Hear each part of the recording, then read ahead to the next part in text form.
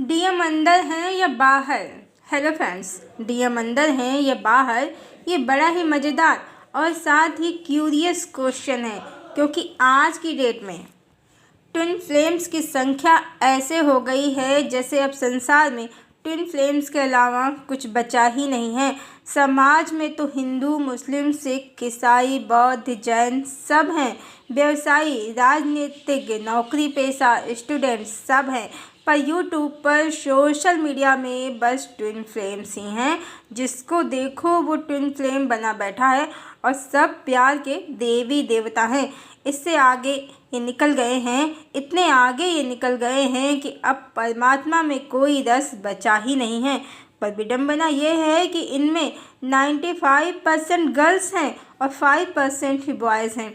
ये सभी दीवाने हैं, इन्हें यूनियन करना है अपने डीएम से, क्योंकि जितने भी चेस कर रहे हैं वो स्वयं को डीएफ की एनर्जी में समझते हैं और बेचारे भागने वालों को इन लोगों ने डीएम की उपाधि दे दी है। और डीएम ऐसे गुस्ताख बने बैठे हैं कि इनकी खबर भी नहीं लेते हैं और ये कहते हैं कि हम 5D में एक हो रखे हैं, बस 3D में डीएम हमें पूछते नहीं हैं। 5D में तो वो हमारे ही हैं, सिर्फ हमारे ही हैं। ये कैसे डीएम हैं जो आपके लिए पागल हैं? 5D में यूनियन में हैं पर 3D में आपको देखना भी नहीं पसंद करते हैं। ये तो बेईमानी है। ध्यान रहे, ट्रुथ और इल्यूज़न में एक महीन सा अंतर होता है, उसे अवश्य समझना चाहिए, अन्यथा संपूर्ण जीवन मिथ्या भ्रम के पीछे अर्थहीन हो जाएगा। वैसे वस्तु स्थिति इसके ठीक विपरीत है।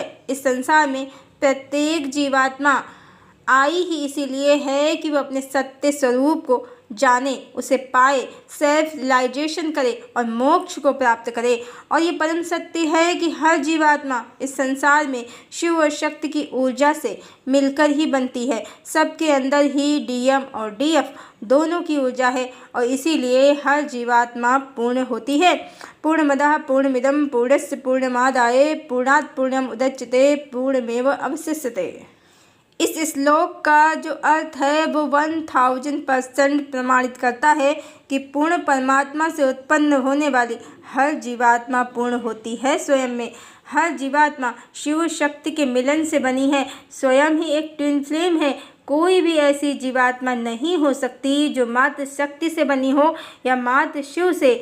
पुरुष प्रकृति के मिलन से ही जीव की उत्पत्ति होती है। अब संसार में जो ट्विन फ्लेम घूम रहे हैं वो आत्मा का आधा हिस्सा तो बिल्कुल भी नहीं है और शिव और शक्ति के मिलन से बनने के कारण पूर्ण रूप से पूर्ण हैं। बस इनके चक्रों की स्थिति बराबर होती है, बिल्कुल भौतिक जगत में जुड़वा संतानों की तरह। चक्रों की स्थिति की समानता ही अपनेपन का अनुभव कराती है, अन्यथा चेतना तो वैसे भी सबकी एक ही है। चेतना कभी भी विभाजित नहीं होती है, मात्र प्रकाशित होती है, इसे समझना होगा। ट्विन फ्लेम सोसाइटी में अभी तक जो भी इनके अनुभव हैं उसके अनुसार फॉल्स ट्विन भी होते हैं। दोनों ट्विन फ्लेम मेल बॉडी में भी हो सकते हैं या फीमेल बॉडी में भी हो सकते हैं। हर बार मेल और फीमेल बॉडी में हों ये संभव नहीं है। यहाँ तक कि किसी किसी के एक से अधिक 2, 3, 4 ट्विन फ्लेम भी होते हैं। यहाँ आत्मा के टुकड़े बिल्कुल भी नहीं होते हैं, मात्र चक्रों की स्थिति समान होती है। आत्मा तो वैसे भी सबका परमात्मा ही है जो किसी भी स्थिति में विभाजित नहीं होता है। एक से अधिक ट्विन होते हैं, इससे रिलेटेड वीडियो हमने डिस्क्रिप्शन बॉक्स में डाल दिया है। फिर भी कुछ अपनी ही धुन में सत्य से अनजान लोग स्वयं को शिव और शक्ति समझ लेते हैं और कहते हैं कि एक व्यक्ति से ही चक्रों की समानता होती है। जो ट्विन होता है वो हमारा डीएम है और उससे मिलकर असीम आनंद या मोक्ष की अनुभूति होती है। अर्थ अब परमात्मा को पाने की भी आवश्यकता नहीं है और डीएम हमारा आधा हिस्सा जो संसार में घूम रहा है पर हमें पूछ नहीं रहा है, वो हमें मोक्ष प्रदान कर देगा। ट्विन फ्लेम आत्मा का आधा हिस्सा बिल्कुल भी नहीं होते हैं, इससे रिलेटेड वीडियो डिस्क्रिप्शन बॉक्स में डाल दिया है। और हर जीवात्मा चाहे वो फ्लेम हो या ट्विन फ्लेम, जब स्वयं ही शिव और शक्ति का डीएम और डीएफ का कॉम्बिनेशन है, तो संसार में जिसके चक्र मात्र हमारे चक्रों की स्थिति को साझा करते हैं वो हमारा डीएम कैसे है और हमारी मुक्ति या मोक्ष उस पर कैसे निर्भर है। ध्यान रहे, कोई भी फ्लेम हो, वो स्वयं को ट्विन फ्लेम समझे या ना समझे, हर जीवात्मा शिव और शक्ति का कॉम्बिनेशन ही होती है। स्वयं में ट्विन फ्लेम भी हैं और स्वयं में पूर्ण भी हैं।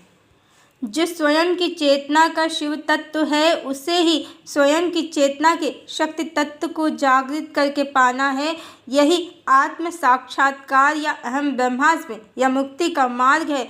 और स्वयं को राधा कृष्ण या शिव शक्ति यदि समझना है तो राधा कृष्ण या शिव शक्ति का ही संयुक्त रूप हर जीवात्मा है, जो स्वयं में पूर्ण भी है, पूर्ण काम भी है। स्वयं को ही पाना है यहाँ, अन्य कुछ नहीं।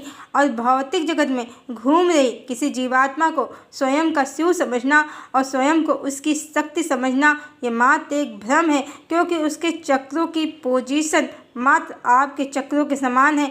बाकी इसका और कोई अर्थ नहीं है। जब भी शिव मिलेंगे तो बाहर नहीं, स्वयं की चेतना में ही मिलेंगे, बिल्कुल वैसे ही जैसे मीरा ने पाया है, कबीर ने पाया है, संत सूरदास ने पाया है, गुरु नानक देव ने पाया है, संत हरिदास ने पाया है। और आजकल समाज में लड़कियां राधा कृष्ण और शिव शक्ति का कॉन्सेप्ट जो हवा में समझ रही हैं और स्वयं को राधा और अपने बॉयफ्रेंड को कृष्ण, तो आपके डीएम तो आपसे दूर भाग रहे हैं। आपको कितना इनर वर्क करना पड़ रहा है फिर भी नहीं मिल रहे हैं, जबकि कृष्ण तो देवी राधा के दीवाने हैं।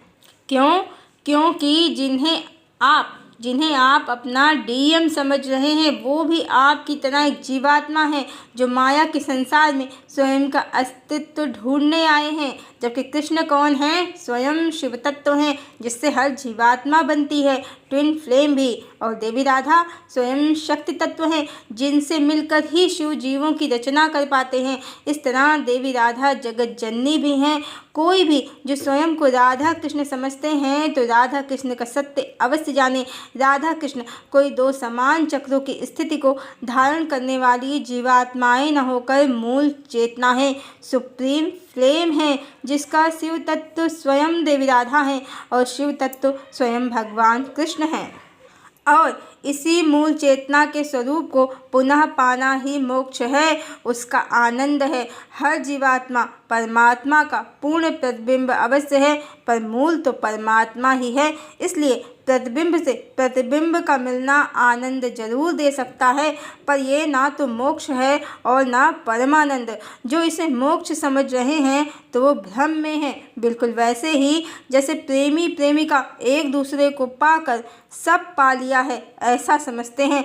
पर जिसकी चेतना को स्वयं की प्यास है, अपने सत्य स्वरूप को पाने की प्यास है, उसके लिए ये भौतिक जगत का सुख कुछ भी नहीं है। जिसे परमानंद की प्यास है तो उसके लिए ट्विन फ्लेम को पाना नहीं, परमात्मा को पाना ही परम लक्ष्य है।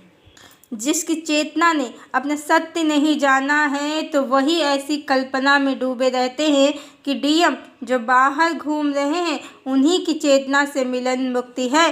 पर जिनकी चेतना जागृत है, चेतना के रहस्यों को जानती है, तो वो जानते हैं कि वो स्वयं ही डीएफ भी हैं और डीएम भी हैं। उनके शिव उनमें ही हैं और उनकी मुक्ति या मोक्ष की चाबी स्वयं उनके ही हाथ में है, किसी भी ट्विन सोल पर निर्भर नहीं है। हर जीवात्मा स्वयं ही स्वयं की डीएम है, जो उसे पहले से ही प्राप्त है। आवश्यकता है ताले में चाबी लगाने की, अपनी कुंडलनी को जगाने की। फिर जो मिलन होगा डीएम से तो वो परमानेंट स्थायी होगा और अपना सत्य स्वरूप प्राप्त होगा, मोक्ष प्राप्त होगा, परमानंद प्राप्त होगा। इस तरह डीएम बाहर हैं, आ रहे हैं, नहीं आ रहे हैं, ये सब कयास मात्र चेतना को उसके सही स्वरूप से ना समझने के कारण है। और मोक्ष या परमानंद जब भी मिलेगा स्वयं में ही मिलेगा। बाहर किसी घूम रही जीवात्मा जिसे कोई अपना ट्विन फ्लेम समझ ले तो उस पर मोक्ष या मुक्ति का मार्ग बिल्कुल भी निर्भर नहीं है। सब कुछ स्वयं पर ही निर्भर है। मुक्ति भी डीएम बाहर नहीं, हर हाल में अंदर ही हैं, जो हम स्वयं हैं। यही सत्य है। पूर्ण सत्य है। हरिओम।